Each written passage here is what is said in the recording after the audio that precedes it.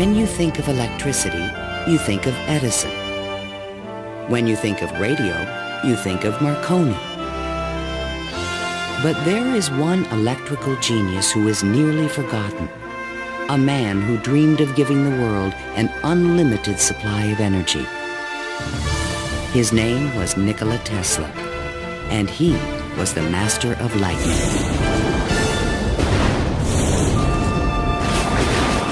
This program was made possible by contributions to your PBS station from viewers like you. Thank you.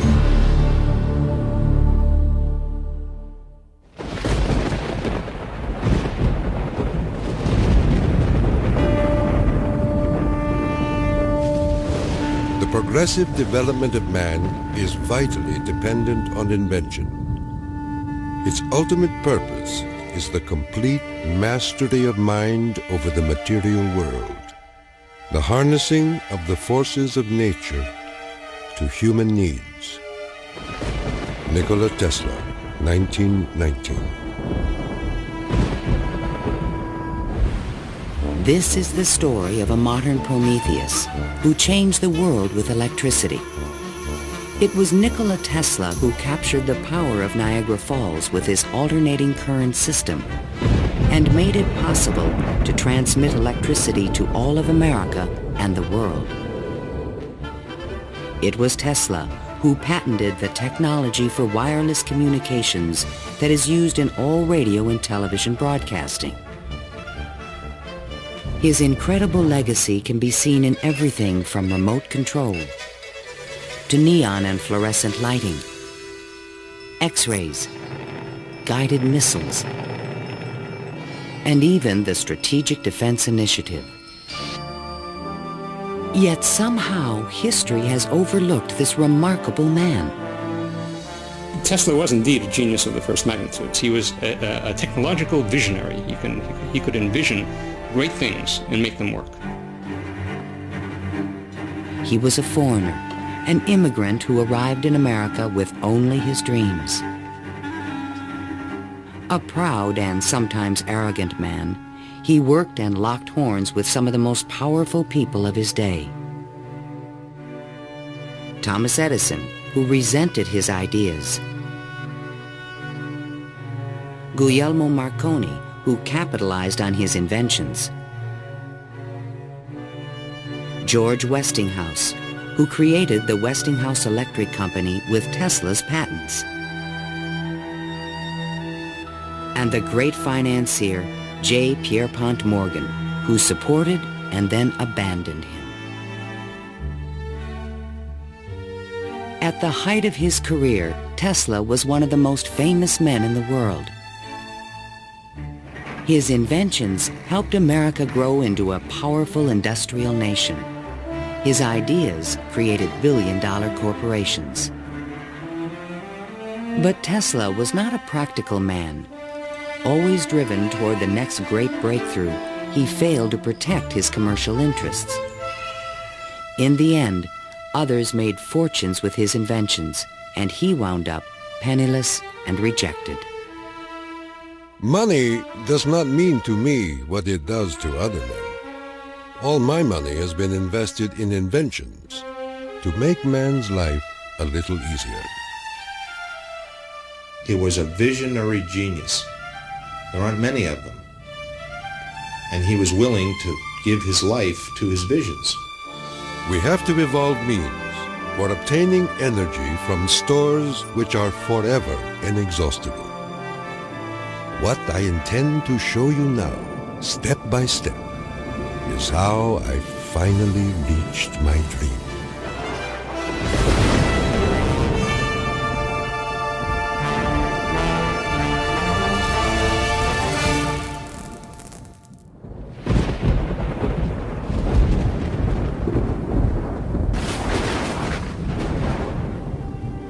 This is the house in which, by coincidence bizarre, I was born on the stroke of midnight between July 9 and 10, 1856. A fierce electrical storm raged that night. Nikola Tesla was born of Serbian parents on the eastern edge of the Austro-Hungarian Empire in what is today Croatia. His father, Milutin, was an Orthodox priest who expected his son to follow him in the clergy. There were only two choices for children in those days, one being to go in the army and the other being to become a priest. Tesla was not attracted by either of them, which was very distressing to his father. My father was a very erudite man. The training he gave me comprised of guessing one another's thoughts and repeating long passages of verse. My mother descended from one of the oldest Serbian families in the country. She invented and constructed all kinds of tools and devices and wove the finest designs from thread. Her fingers were nimble enough to tie 3 knots in an eyelash. Early on, Tesla began to demonstrate an extraordinary imagination. In my boyhood, I suffered from a peculiar affliction due to the appearance of images, often accompanied by strong flashes of light. I was quite unable to distinguish whether what I saw was tangible or not. To give an example, I was fascinated by a description of Niagara, and I pictured in my imagination a big wheel run by the falls. I told my uncle that one day I would go to America and carry out this scheme. Then, at the age of 17, while preparing for the seminary, Tesla contracted cholera, and the brush with death changed his life forever. In one of the spells, which was thought to be my last, my father rushed into the room. "Perhaps," I said, "I may get well if you will let me study engineering." "You will go to the best technical institution in the world," he solemnly said. I came to life like another Lazarus, to the utter amazement of everyone. In 1877, at the age of 21, I traveled to Graz, Austria to begin my college education. Here, I quickly became obsessed with the science of electricity. I wanted to know more of this wonderful force. Every spark produced 1,000 echoes in my brain. In 1831, in England, Michael Faraday had discovered the principle of electromagnetic induction, which made it possible to generate electricity. Faraday discovered that if you have an electric circuit in a changing magnetic field, it would induce an electric current to run in the wire. So this was the invention of the method of creating oscillating or AC electric currents. And it was that invention that Tesla later harnessed into the electrical system that drives our civilization. Early electric motors operated on direct current electricity, but required a system of sparking connections to induce a rotary effect in the machine. I remarked to my professor that the design of generators and motors could be greatly improved by using currents that alternated. He embarrassed me greatly in front of my classmates, saying, "Mr. Tesla will never accomplish this. It is a perpetual motion scheme." Meanwhile, in America, Thomas Alva Edison had begun to experiment with vacuum tubes, producing the first commercial incandescent light bulb in 1878.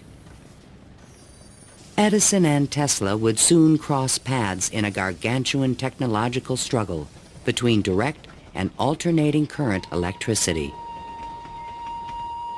In 1880, Tesla moved to Budapest, where he found employment with the Central Telegraph Office. Here, his idea for an AC motor began to haunt him. In my room, I could hear the ticking of a watch with 3 rooms between me and the timepiece. A carriage passing at a distance of a few miles fairly shook my whole body. The whistle of a distant locomotive vibrated so strongly in my ears that the pain was unbearable. To recover from these attacks, I took long walks in the city park. One afternoon, which is ever present in my recollection, the sun was just setting and reminded me of Goethe's glorious passage. The glow retreats. Done is the day of toil.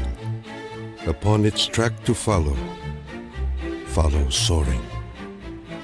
As I uttered these inspiring words, the idea came to me like a lightning flash. I fell to my knees and drew a diagram in the ground. Tesla perceived a whirling field of energy. He suddenly knew he could recreate this rotating field by powering the coils of a motor in different steps or phases, like the pistons of an engine. The resulting forces of magnetic attraction and repulsion would literally twist the rotor in a circle, the electrical equivalent of the wheel. And all this was accomplished with alternating currents. It would soon turn the wheels of industry around the world. The strength of Tesla's mind was almost certainly in this sense of visualization, be able to see things move in front of him. You see, it was not a perpetual motion scheme.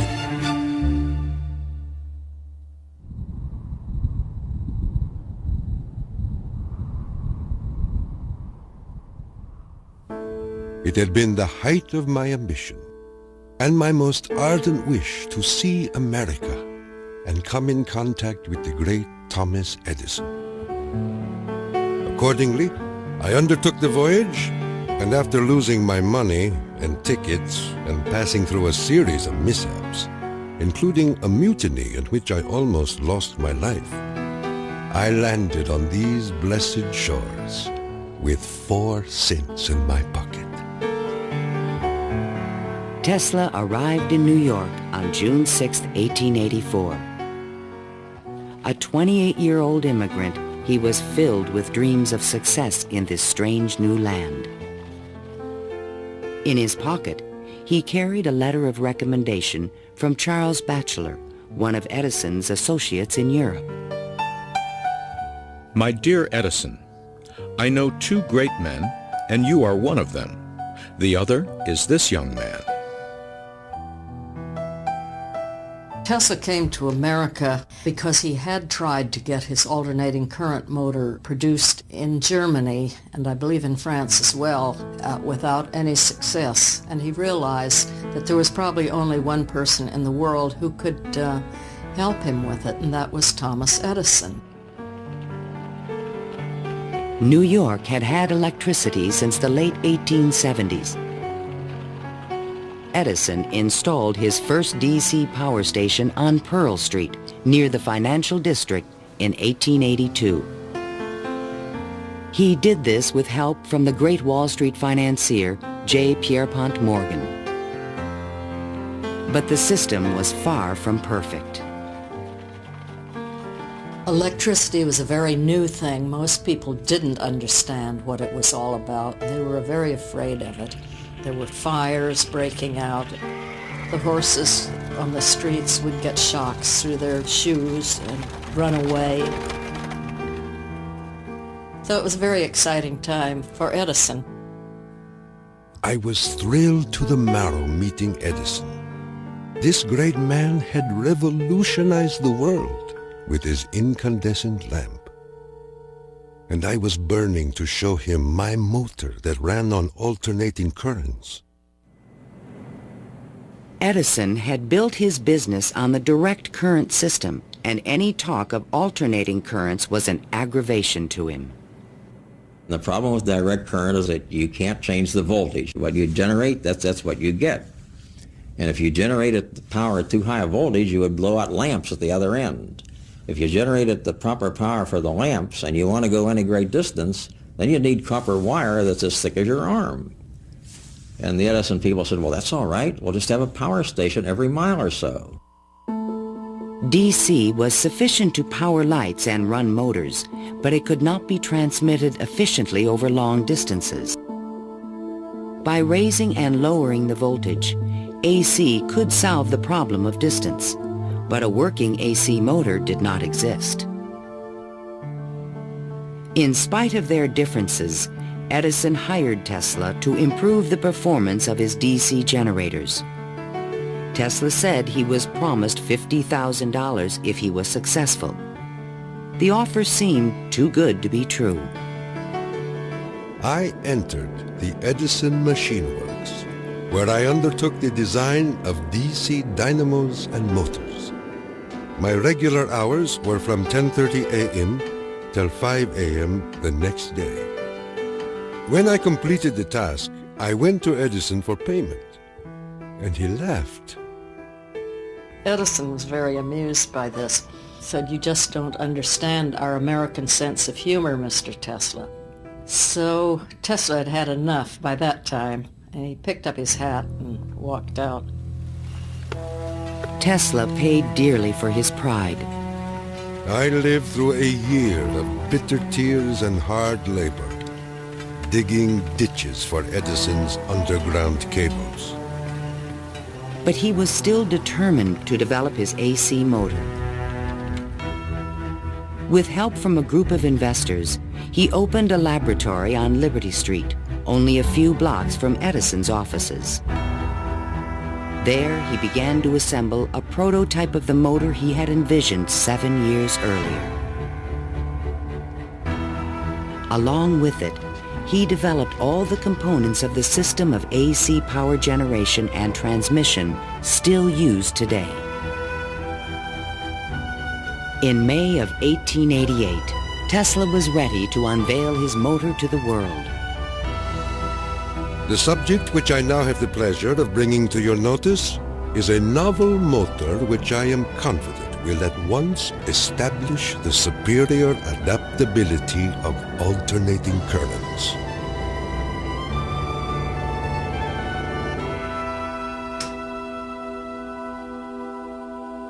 Over the next 5 years, 22 U.S. patents were awarded to Nikola Tesla for AC motors, generators, transformers, and transmission lines, the most valuable patents since the invention of the telephone. One of the few men who understood the great potential of Tesla's inventions was the Pittsburgh industrialist George Westinghouse.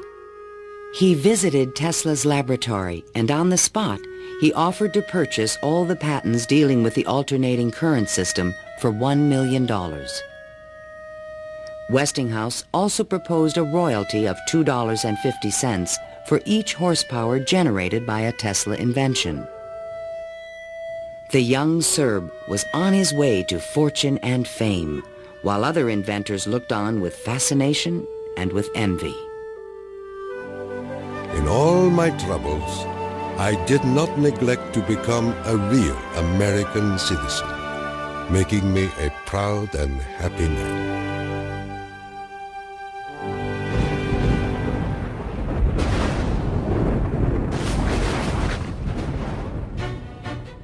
During the late 1880s, Edison began a negative media campaign to discredit the alternating current system of electricity being developed by Westinghouse and Tesla. It became known as the War of the Currents. My personal desire would be to prohibit entirely the use of alternating currents. They are as unnecessary as they are dangerous. Edison employees demonstrated the dangers of alternating current by electrocuting animals in public demonstrations. Just as certain as death, Westinghouse will kill a customer within 6 months after he puts in a system of any size. None of his plans worry me in the least. An Edison associate suggested using alternating current as a means of executing criminals. A test took place at New York's Auburn State Prison in 1890. Several gruesome attempts were required to kill the victim. disgusted witnesses claimed his spinal cord burst into flame. The infliction of the death penalty is not only barbarous and inhuman, but unnecessary as a factor in the scheme of modern civilization. The War of the Currents came to a dramatic head in 1893. The Columbian Exposition in Chicago was to be the first World's Fair lighted by electricity. The Edison Company, the Thomson-Houston Company, they all got together and formed General Electric Company, 1892. And one of the first things they did, of course, was put in a bid for the job at the fair. Their bid was roughly $1 million. The Westinghouse bid was about $500,000, and naturally, Westinghouse got the job. In retaliation, GE refused to sell Westinghouse any of their Edison light bulbs. And they got some judge to say that Westinghouse couldn't use any one-piece lamps of any description at the fair. Westinghouse frantically devised a two-piece stopper lamp by fair time and saved the day. Now Tesla had a chance to make history in Chicago. His large AC generators would supply all of the fair's electricity and prove that his system would work on a large scale. On May 1st, 1893, 100,000 eager spectators filed into the fairgrounds, awed by the gleaming neoclassical architecture. Night fell. President Grover Cleveland pressed a button, and the fairgrounds exploded with brilliant tube lighting and multicolored searchlights. The most incredible display of lighting the world had ever seen.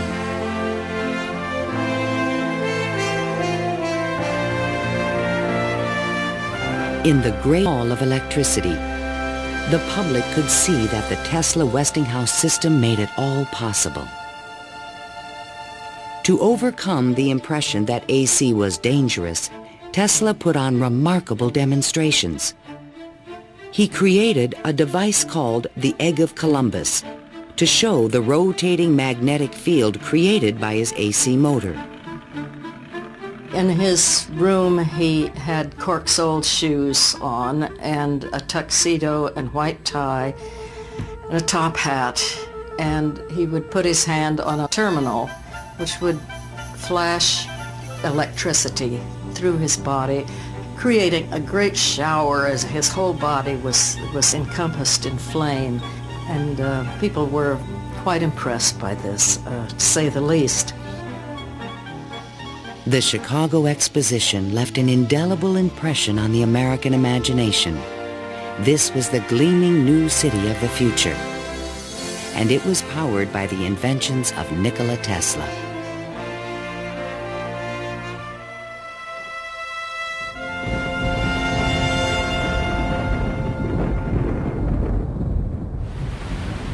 Since childhood, Tesla had dreamed of harnessing the power of the great natural wonder called Niagara Falls. The famous British physicist Lord Kelvin was now head of an international commission to find a way to use the fall's power. He had sent a cable to all the other members of his commission, and it said, "Trust you avoid the gigantic mistake of alternating current." But all this dramatically changed when Lord Kelvin attended the Chicago Exposition and saw the AC system in operation.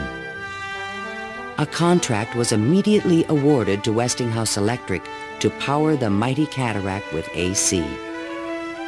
The technical challenge was daunting. The Niagara plan called for 3 5,000 horsepower alternators, the largest generators ever made. Tesla and Westinghouse engineers had heated disagreements about the operating frequency. Even when the system was finally installed, Tesla was the only person who was certain it would operate.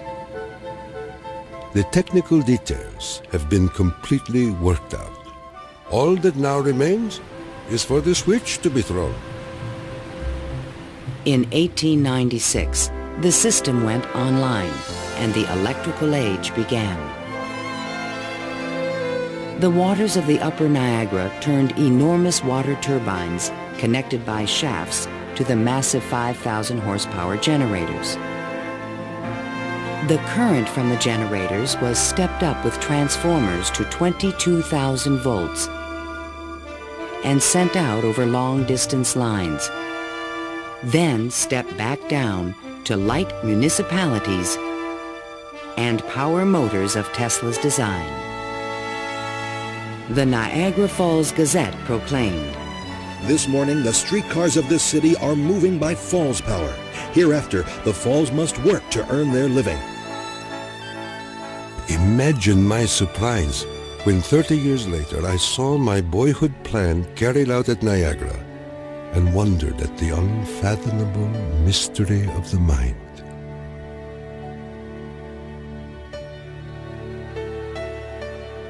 Within a few years, the number of generators at Niagara was increased to 10. By the turn of the century, the power lines stretched 360 miles to New York City. The War of the Currents was over, and Tesla was the winner.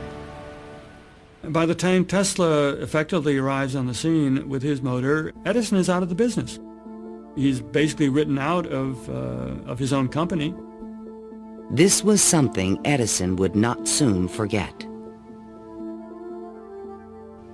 In spite of the success of AC, Westinghouse had overextended his company's resources, leading to severe financial difficulties. In order to save the company, Tesla said that he tore up his royalty contract for $2.50 per horsepower generated. Today, this agreement would be worth trillions. Had the inventor been tricked again? This is something that we've never found any record of in the Westinghouse annals. We do have something which is a memorandum of agreement about that, but it was never signed. But Tesla was ready to move on. I had already perceived enough to get the idea that energy could be transmitted and received without connecting wires in between. He was convinced his next invention would make him a millionaire once more.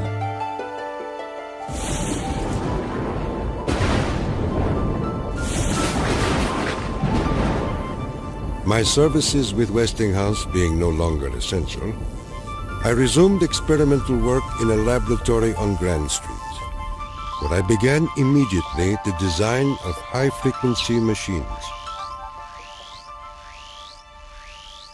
Following the success of Niagara, Tesla was at the height of social acclaim. Everyone wanted to know more of this mysterious foreigner who was transforming the world with his electrical inventions. So far as personal appearance goes, no one can look upon him without feeling his force.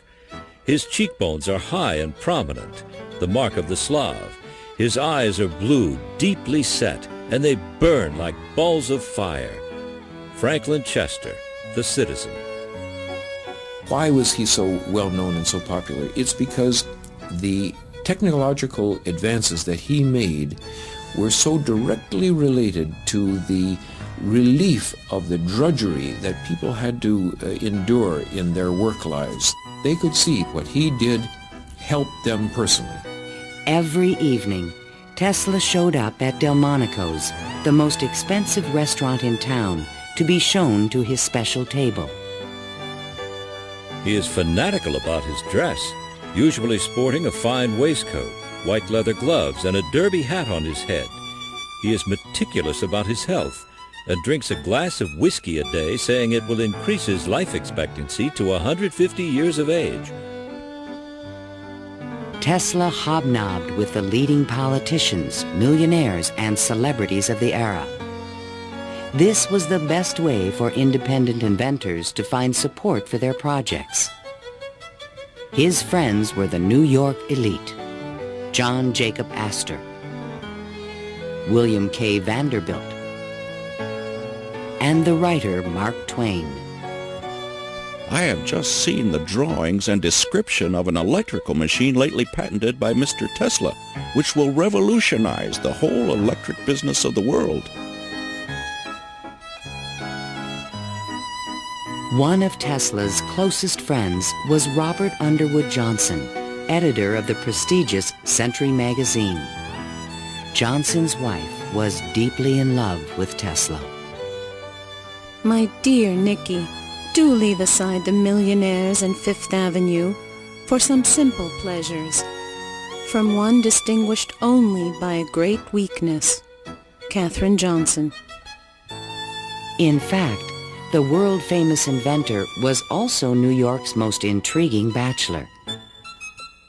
The fact that he never married, I think, had almost nothing to do with his interest in women. It appeared that he was always very interested and was attractive to women. Many women sought his attention. The beautiful and wealthy socialite Flora Dodge, and even the famous French actress Sarah Bernhardt. But in spite of his charisma, Tesla was only interested in his inventions. He had so many phobias that he couldn't have had close relationships with women. He didn't like most of the jewelry that they wore or the perfume, and he couldn't bear to touch hair.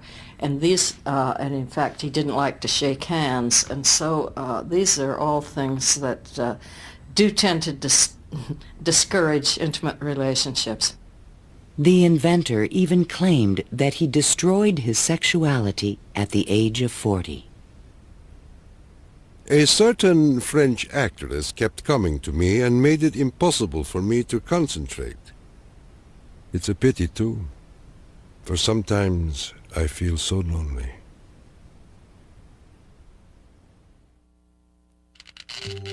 Throughout the 1890s, alongside his work on AC power technology, Tesla was also experimenting with high-frequency electricity. In 1873, James Clerk Maxwell in England had proven mathematically that light was electromagnetic radiation. Light was electricity, vibrating at an extremely high frequency. To explore this unknown world, Tesla invented a unique device, still known today as a Tesla coil. The Tesla coil is an instrument that can step up voltages to high voltages at high frequencies. That essentially transmits a radio signal. Tesla invited friends and potential investors to late-night demonstrations in his laboratory. In experiments, he would permit his guests to pass thousands of volts of electricity through their bodies to light a lamp or melt a wire in their hands. Mark Twain was always a willing subject. Thunder is good. Thunder is impressive. But it is lightning that does the work. Even today, it would be a little bit scary to go into Tesla's laboratory, and in those days when people didn't know anything about electricity, it must have been terrifying. With high frequencies, Tesla developed some of the first neon and fluorescent illumination. He also took the first X-ray photographs. But these discoveries quickly paled one day in 1890 when a vacuum tube illuminated in his hand without any wire connection. To me, it was the first evidence that I was transmitting energy through the air. This was the beginning of Tesla's lifelong obsession, the wireless transmission of energy.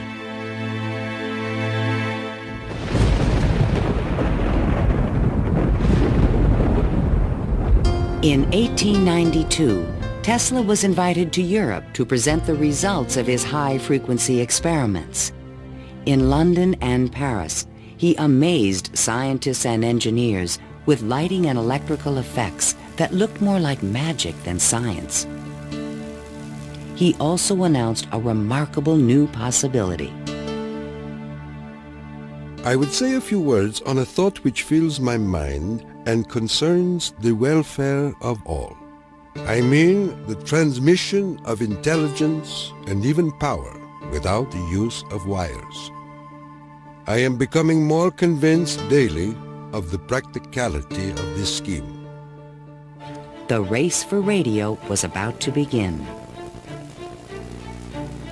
In 1888, the German physicist Heinrich Hertz had demonstrated that currents of high frequency emit electromagnetic waves, or radio waves, into space. But creating a practical means of wireless communication would require a quantum leap in imagination. Hertz created the first radio transmitter and the first receiver. He had showed that you could create an electrical signal in one place and detect it in another place with nothing in between. While in England, Tesla befriended Sir William Crookes, the discoverer of radiant matter. Crookes was a mystic and believed that human beings could communicate telepathically when they were attuned to high-frequency brainwaves. Tesla was skeptical, but one night in his bed he had a powerful and disturbing vision. I saw a cloud carrying angelic figures, one of whom gradually assumed the features of my mother. In that instant, a certitude, which no words can express, came upon me that my mother had died. And that was true. Tesla was convinced that he and his mother were tuned to the same frequency. His otherworldly experience would soon lead him to another revolutionary invention. On his return to New York in 1893, Tesla banished himself from social life and disappeared into his new laboratory on South Fifth Avenue.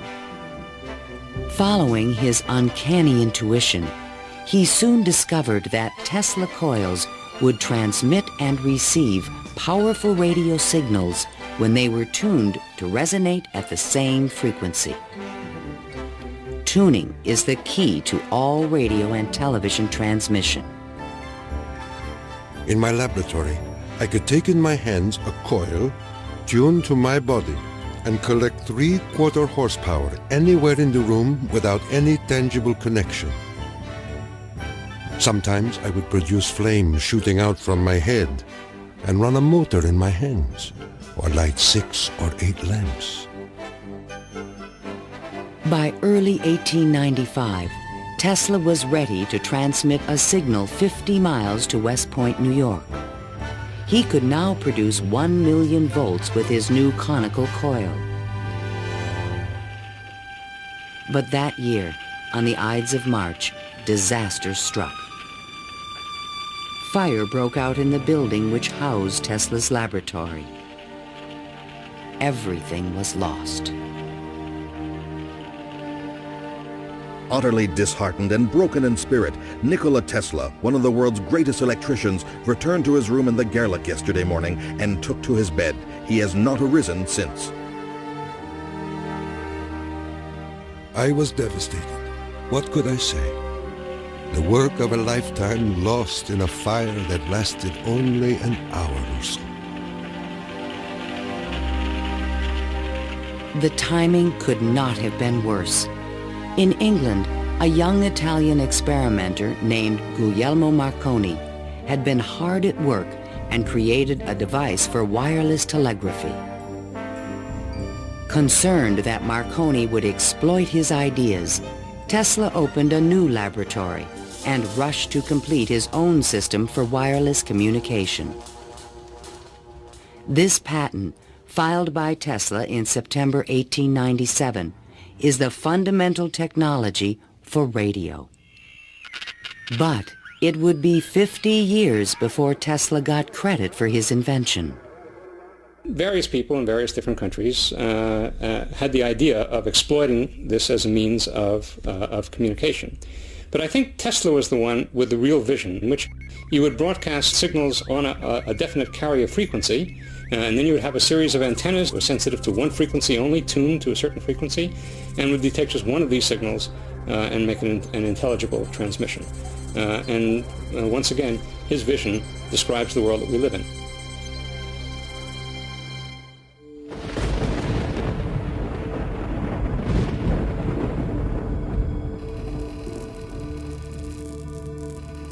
I was so blue and discouraged in those days that I do not believe I could have borne up but for the regular treatments of electricity which I applied to myself. It puts into a tired body what it needs most, life force. Following the destruction of his laboratory, Tesla developed a deeper interest in Eastern thought and spiritualism. Mr. Tesla was charmed to hear about the Vedantic prana and Akash and the Kalpis, which he claims are the only theories modern science can entertain. Inspired by the Hindu teacher Swami Vivekananda, Tesla began to look at the universe as a symphony of vibrations and waves. We are whirling through endless space with an inconceivable speed. Everything is spinning. Everywhere there is energy. There must be some way of availing ourselves of this energy more completely. In 1898, an unusual experiment took place in Tesla's laboratory. He attached a small mechanical oscillator to an iron pillar. Precisely timed pulses from the device made the entire building tremble.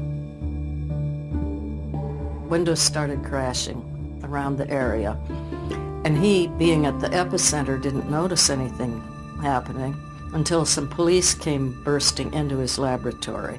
It was just at the moment where he'd picked up a sledgehammer and broken the oscillator. He just said to the policemen that how too bad that they had just missed an interesting experiment.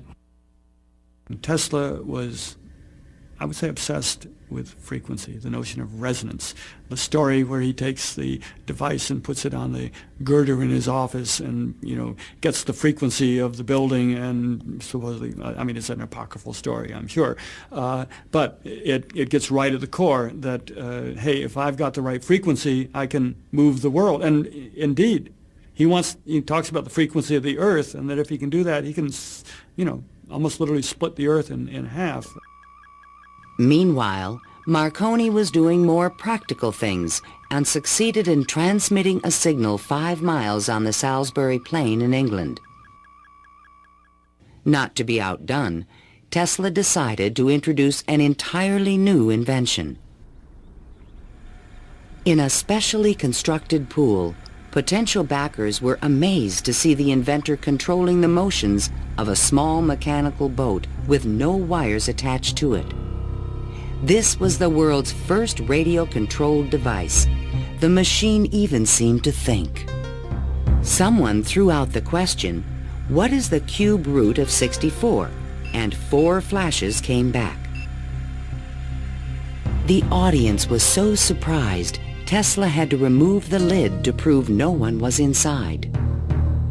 Tesla developed his radio-controlled boat in 1898 and patented it and thought it was an armament for war.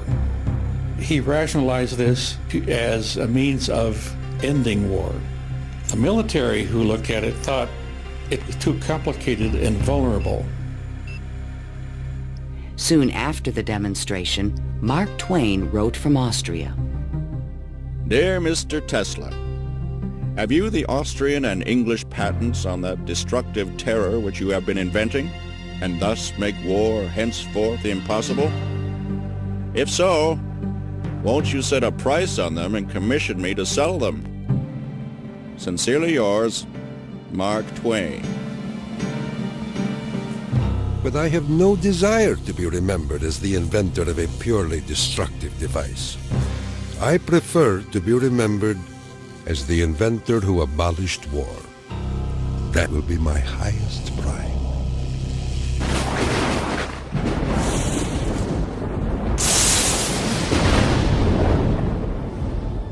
In the summer of 1899, Tesla moved to Colorado Springs, Colorado, to conduct a series of secret experiments.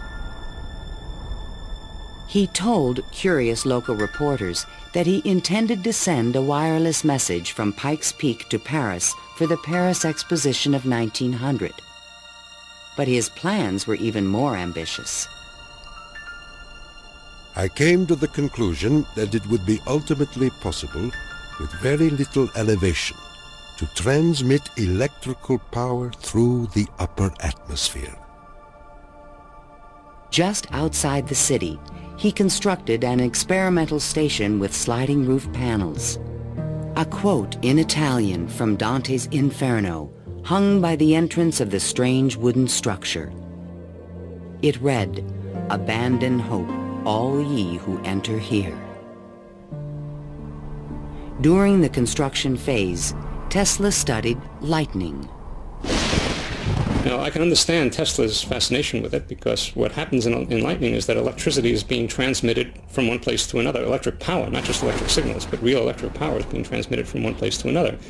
And the way it happens is that the air itself breaks down, it ionizes, it becomes what we call a plasma, and therefore for a moment it's a conductor, and it's actually conducting electricity just the way an electric wire conducts electricity. Inside the station, he began to assemble the largest Tesla coil ever built, which he called the magnifying transmitter. An antenna rose 145 feet above the building, crowned with a copper foil sphere. The entire station was, in effect, a machine to create lightning. Late one evening, Tesla put his transmitter to the test. He signaled to an assistant to close the switch. Huge streamers of electricity shot out of the coil and darted through the room. The sound of the exploding discharges was deafening.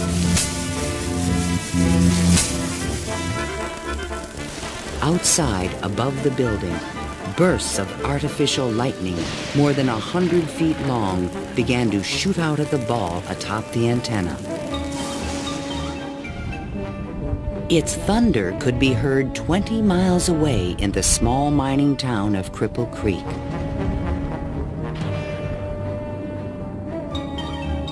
Suddenly, the lightning stopped, and the entire city of Colorado Springs was plunged into darkness. The experiment had set fire to and destroyed the local power company's generator. Residents were furious and began to fear this mysterious stranger. Undaunted, Tesla continued his wireless power experiments for 6 more months. Late one night, an unusual event took place. Tesla noticed a repeating signal being received by his apparatus. To his own amazement, he believed it was an extraterrestrial communication. In a letter to the American Red Cross, he wrote, "Brothers, we have a message from another world. It reads, 1, 2, 3. The press had a field day. If the mystical 1, 2, 3 was impulsed from Mars, as Tesla says, they certainly showed most excellent taste in choosing Colorado Springs. It is a rule in inventional science. When you're going to tell one, tell a good one. And men have become great in this way. Colorado Springs Gazette. Though widely ridiculed for his claim, Tesla may have been the first to detect radio waves from space. I believe that Tesla could have gotten these signals from space.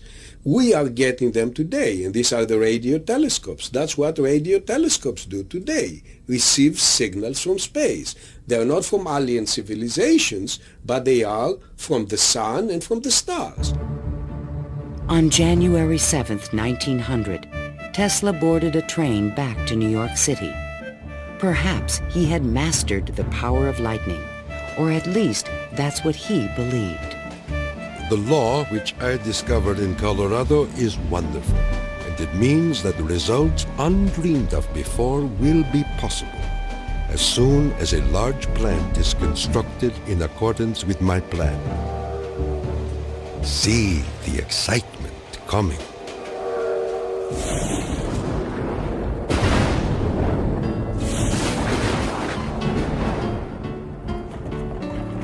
When Tesla arrived home, it was a brand new century. Electricity was fueling the tremendous growth of the city. And now, there was talk in the air about the new art of wireless communication. Marconi arrived in New York in 1900 to attract investors for his new company, Marconi America. He filed a U.S. patent for a system of wireless telegraphy, but it was rejected because it was similar to Tesla's invention. It became obvious, I think, to Marconi as well as to other experimenters of the time that the Tesla system was an efficient, powerful resonator that would produce electromagnetic waves that you could work with. Confident in the future, Tesla took up residence in the Waldorf Astoria Hotel and wrote a sensational article for Century magazine. First, let us ask, what is the spring that drives all? All this energy emanates from one single center, one single source, the sun.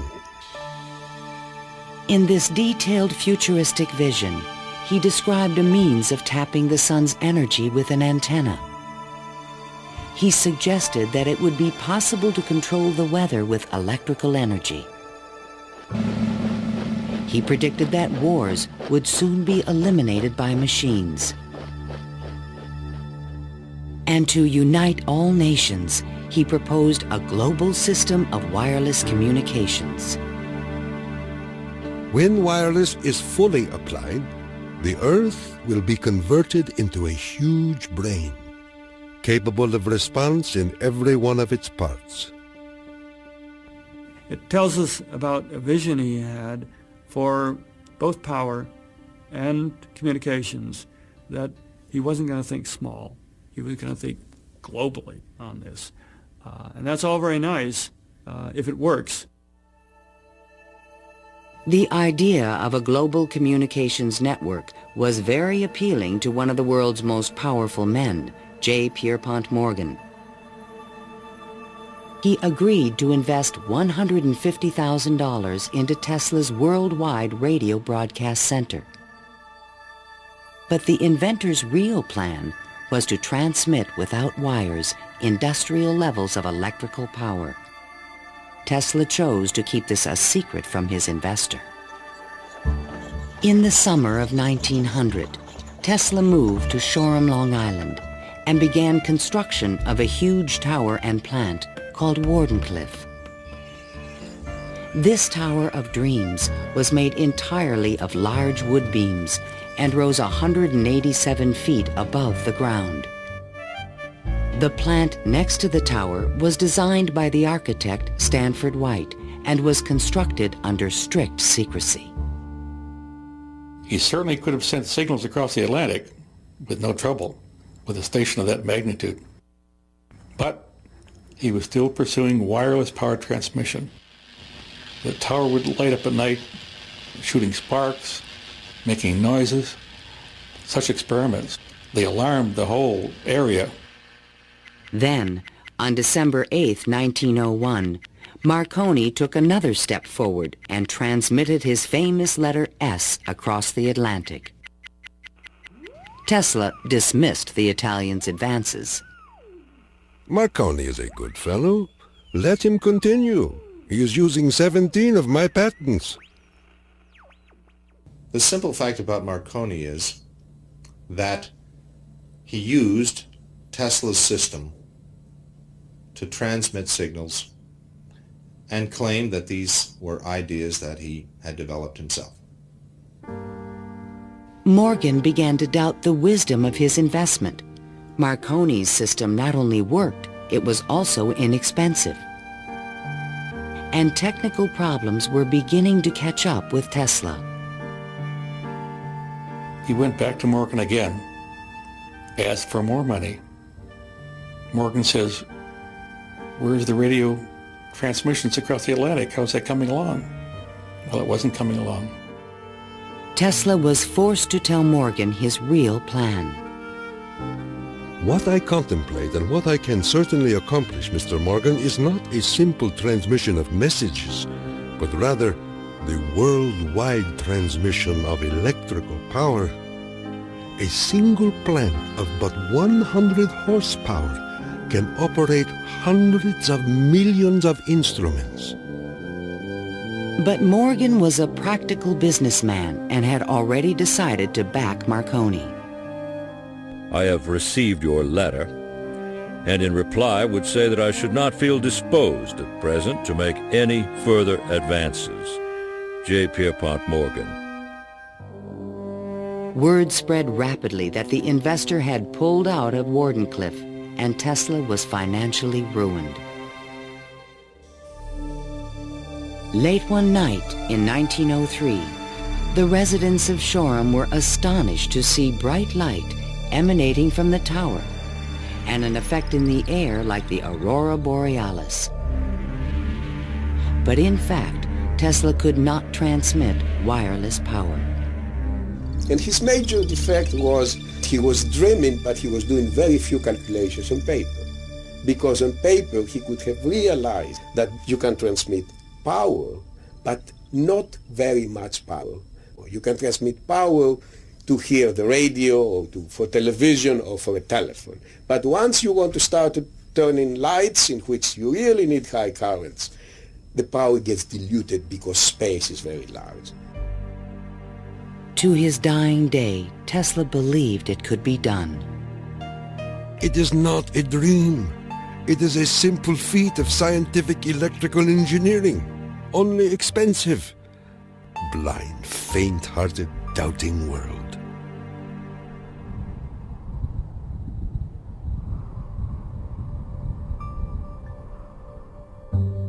Wardenclyffe marked a turning point in Tesla's career. Like a modern Prometheus, he had reached too high and failed. In 1904, the U.S. Patent Office suddenly reversed its previous decisions and gave Marconi a patent for radio. 1 year later, Tesla's fundamental AC patents expired. Now the inventions that powered the world could be used by anyone free of charge. The public didn't realize that he had made this invention that had made billionaires out of corporations, and that he himself was broke. With no money to carry on his work, Tesla began to sink into an isolated world. He was totally disinterested in business. I think it not necessarily bored him, but he didn't make the relationship between the importance of business and the importance of his invention and discovery. Occasionally, he was seen in public parks feeding the pigeons. These are my sincere friends. Tesla's melancholy turned to anger in 1909 when Marconi was awarded a Nobel Prize. Mr. Marconi is a donkey. The question of Tesla and radio is certainly a very interesting one. It's clear that Tesla, in terms of certain basic notions of radio, was very early, if not first, in expressing them and even of getting of taking them to the patent stage. In desperate need of money, Tesla brought suit against the Marconi company, claiming that his patent rights had been infringed. But he lacked the resources to wage a legal battle with a large corporation, and ultimately gave up. Marconi had received the Nobel Prize for work that Tesla correctly believed to be his own. I suppose everything is fair in wireless as in warfare. In 1915, the Nobel Prize entered Tesla's life once again. The Swedish government has decided to distribute the Nobel Prizes next week as follows. Physics, Thomas A. Edison and Nikola Tesla. Even Tesla was surprised by the front-page announcement in the New York Times. I have concluded the honor conferred upon me concerns the transmission of electrical energy without wires. But 1 week later, the award was given to William H. Bragg of Oxford, England, for his work with X-rays and crystal structure. The embarrassing situation was never really explained. A rumor spread that Tesla had refused to share the prize with Edison. The difference that the Nobel Prize could have made in Tesla's life soon became evident. Testimony given by Nikola Tesla, the electrical inventor, in a judgment for $935 back taxes was filed yesterday. Mr. Tesla said under oath that he was penniless and had been living on credit. In an attempt to give him long overdue recognition, the American Institute of Electrical Engineers decided to award Tesla their prestigious Edison Medal. But on the night of the presentation, the guest of honor was missing. And Edison was conveniently away on business. They found Tesla across the street by the New York Public Library, feeding the pigeons. Later that night, he was persuaded to accept his medal and announced that he had finally completed his invention to transmit wireless power. The energy goes to a distant place, and you will see something like the aurora borealis. To conclude, we are coming to great results. The audience thought Tesla was losing touch with reality.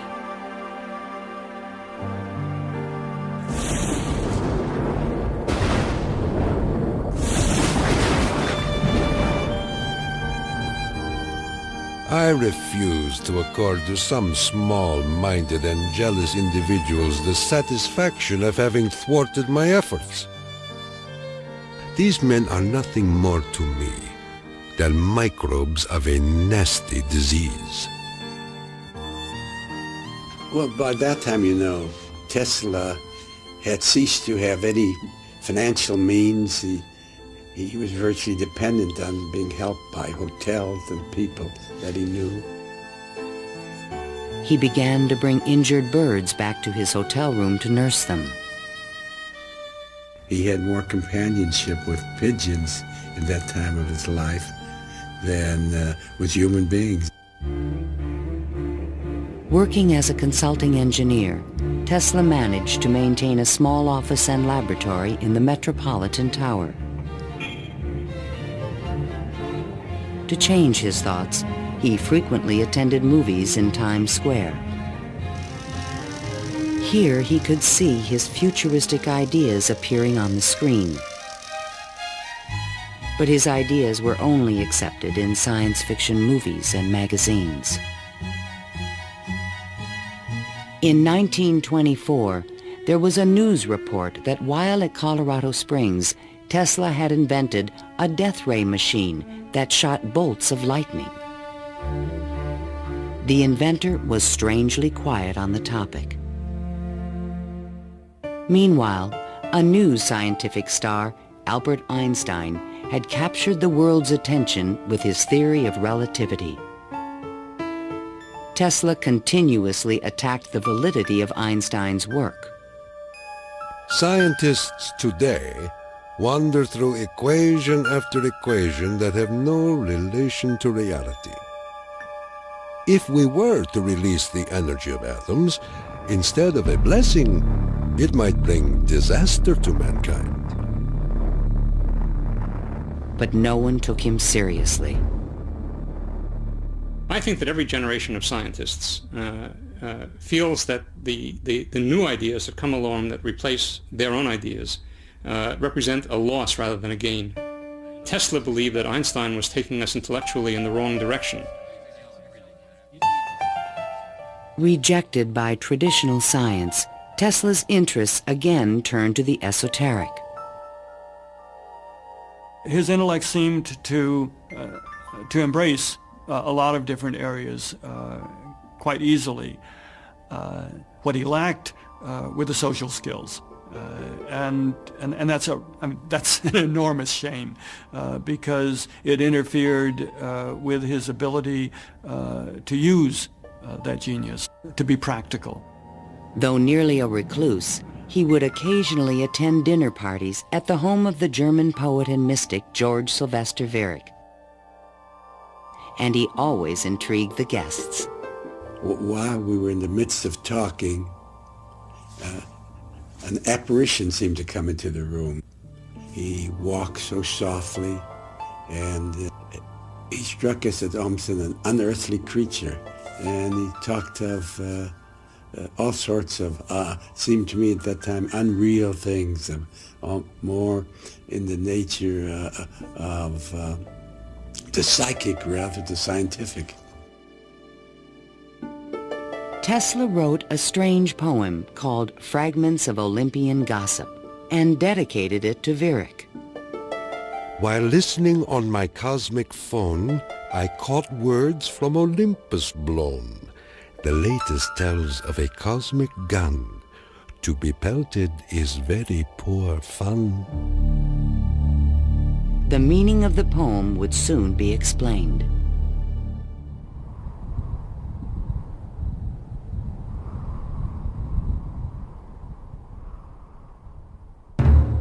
I inherited from my father an ineradicable hatred of war. But war can be stopped, not by making the strong weak, but by making every nation, weak or strong, able to defend itself. Thomas Edison, America's best-known inventor, died in 1931. That same year, Tesla came back to life. His friends threw him a 75th birthday celebration. Time magazine put his picture on the cover. Letters of admiration poured in from scientists around the world, including a generous Albert Einstein. I congratulate you for your great success on your lifetime task. Basking in the attention, Tesla announced at a press conference that he had discovered a completely new source of power. The idea, when it first burst upon me, was a tremendous shock. And let me say that it has nothing to do with releasing so-called atomic energy. I think that a lot of the proposals that he made in his later life were so esoteric as to be impractical in that time and even in the current time. When the Nazis rose to power in Germany, Tesla decided that the time was right to reveal his new source of power, a man-made form of lightning called teleforce that could shoot an airplane from the sky. Nikola Tesla, electrical wizard and radio pioneer, announced that he was working on a machine to create a powerful electrical death beam which could wipe out armies in a flash and destroy huge fleets of ships or planes. The concept of using lightning bolts as a weapon certainly is millennia old. It goes back at least to the ancient Greeks. Think of Zeus throwing lightning bolts. The main contribution that Tesla had was to come up with a true scientific, rational, at least concept of coming up with controlling these lightning bolts and projecting them over long distances. Tesla had experimented with this idea while at Colorado Springs. Now he intended to build it on a large scale. His plan was to charge small particles of tungsten or mercury, then accelerate them with lightning force through a special gun with one end open to the atmosphere. Tesla's death beam stirred the public's imagination when it was featured in a Superman cartoon, the electro-euthanasia ray. but the idea was more than science fiction. Tesla tried to sell this concept to various governments, England, the Soviet Union, and the United States, all Allied powers, and against Germany. He offered his system to England for $30 million, and they entered negotiations. When Tesla demanded payment before sending the final plans, the deal fell through. The British attempted to build their own death beam, but the project was soon abandoned. As the Nazis surrounded Yugoslavia, Tesla attempted to sell a beam weapon system to his former country. There should be needed 9 stations, 4 for Serbia, 3 for Croatia, and 2 for Slovenia, and it will protect our dearest homeland.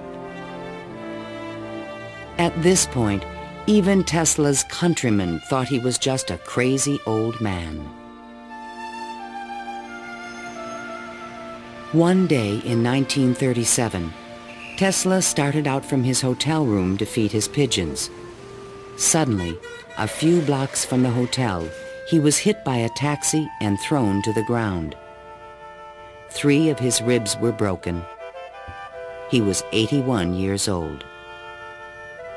Remembering what he did for their company, Westinghouse executives agreed to pay his room and board for the rest of his life.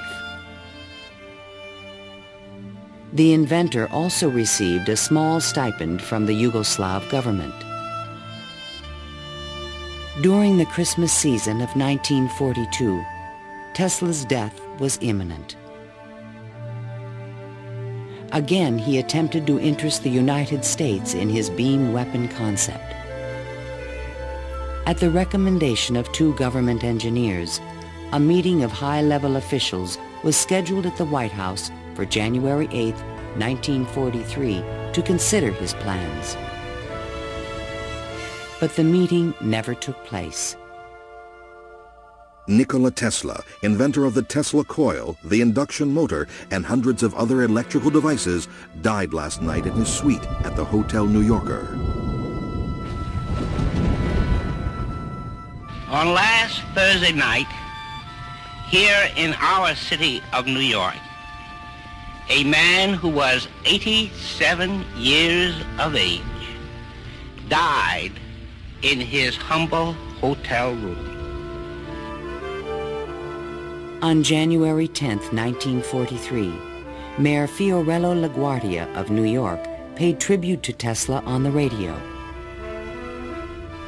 He died in poverty, but he was one of the most useful and successful men who ever lived.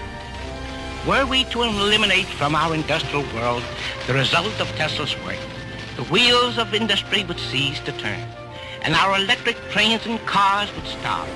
Our towns would be dark, our mills and factories dead and night. But Tesla is not dead. The important part of Tesla lives in his achievement, which is great and integral part of our civilization, of our daily lives, of our current war effort. Ironically, only 5 months after Tesla's death, the United States Supreme Court declared elements of the Marconi patent invalid. The decision confirmed Nikola Tesla's patent priority for the fundamental technology of radio.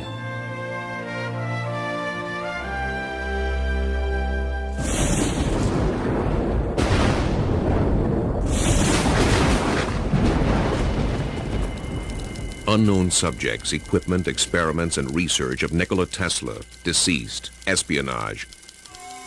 Following Tesla's death, fears rapidly increased that he might have invented a powerful new weapon. FBI Special Agent in Charge, P.E. Foxworth, was called in to investigate. He had been informed that Tesla's papers were not secure. Tesla is reported to have completed and perfected his experiments in the radio transmission of electrical power, commonly referred to as the death ray. A distant relative of Tesla, named Sava Kasanovich, is taking steps to get possession of these important documents and plans. Tesla's nephew, Kasanovich, was an up-and-coming Yugoslav diplomat with suspected connections with the communists.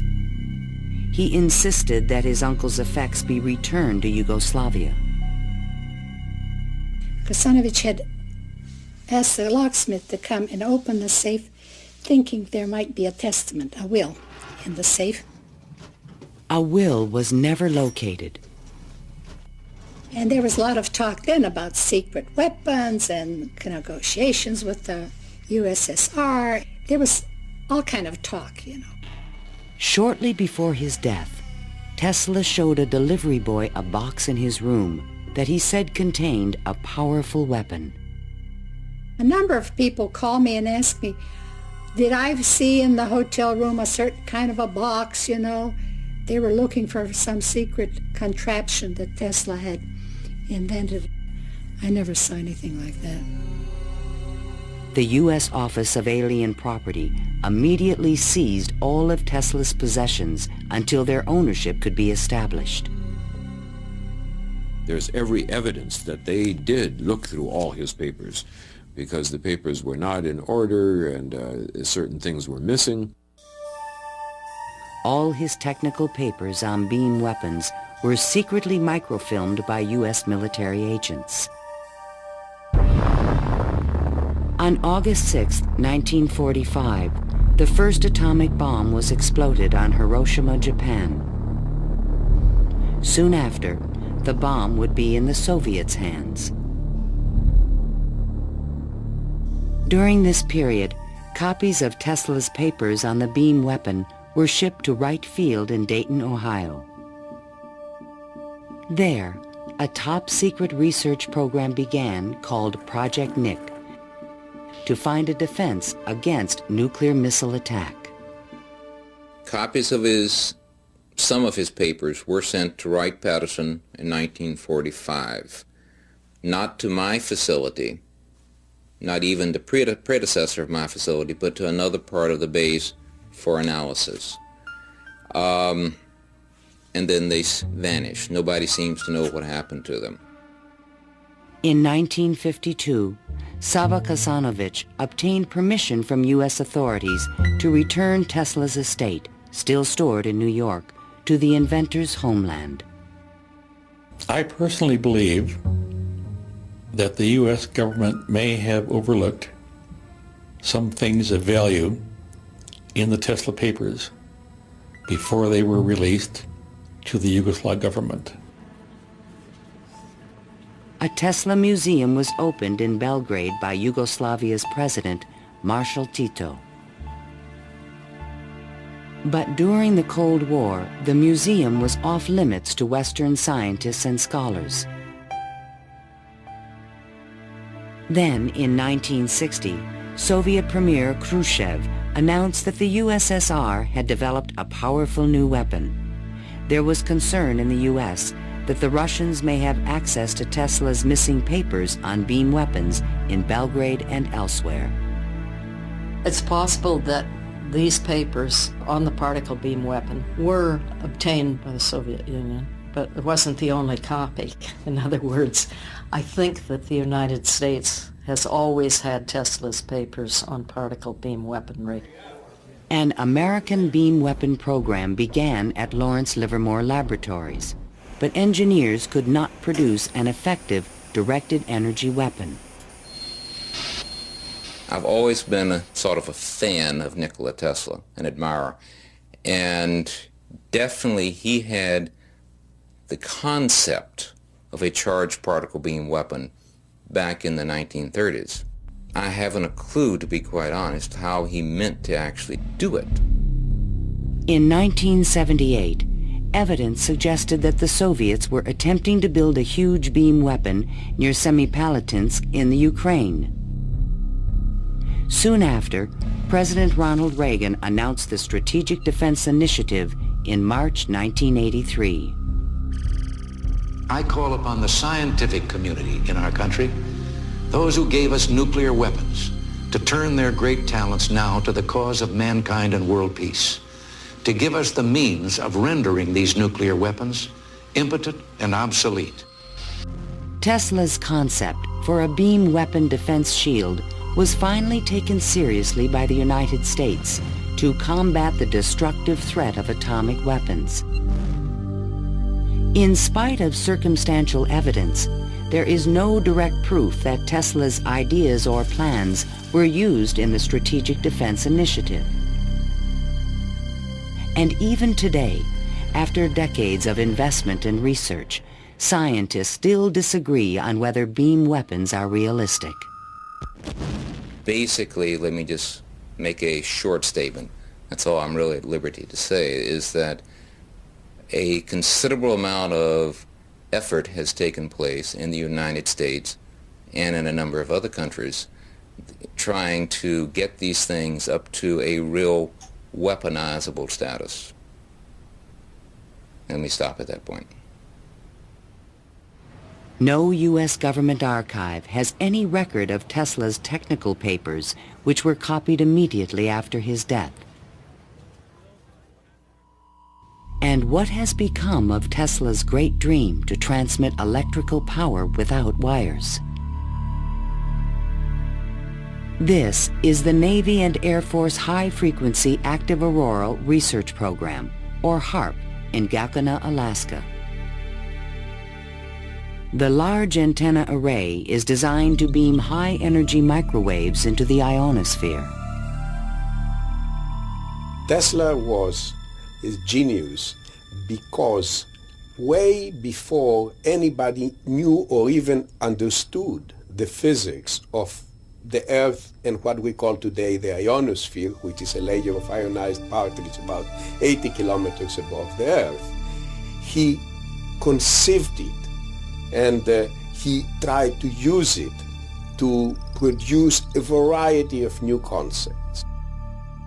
The HAARP project evolved from a patent filed in 1987 in which Tesla's work is referenced. It proposed using the ionosphere like an enormous electrical circuit to transmit power around the planet. It even described a means of changing the weather by superheating portions of the upper atmosphere with microwave energy. Tesla proposed that it might be possible to modify the weather by using radio waves. I believe that this is impossible. Ionospheric modification is still in its early experimental stages, but microwave technology has already made it possible to transmit wireless power with the use of satellites. We go to Alaska, and in Alaska there is natural gas. In order to send it somewhere, you have to create a pipeline. That's very expensive. So we said, all right, let's go into Alaska, create microwaves from the natural gas, send them to a satellite at a particular geosynchronous orbit, put a reflector there, and send it to Japan.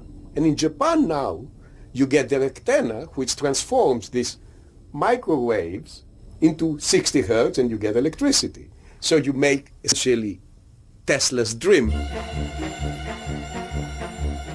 The scientific man does not aim at an immediate result. He does not expect that his advanced ideas will be readily taken up. His work is like that of the planter for the future. His duty is to lay the foundation for those who are to come and point the way. He was special. I mean, he was unique. He was unusual in all sorts of ways. And if we are to understand our own creativity, our own ability to invent, there's an awful lot to be learned by studying the way in which he created. The day when we shall know exactly what electricity is will chronicle an event probably greater, more important than any other recorded in the history of the human race. Then it will be a mere question of time when men will succeed in attaching their machinery to the very wheelwork of nature. See the excitement coming.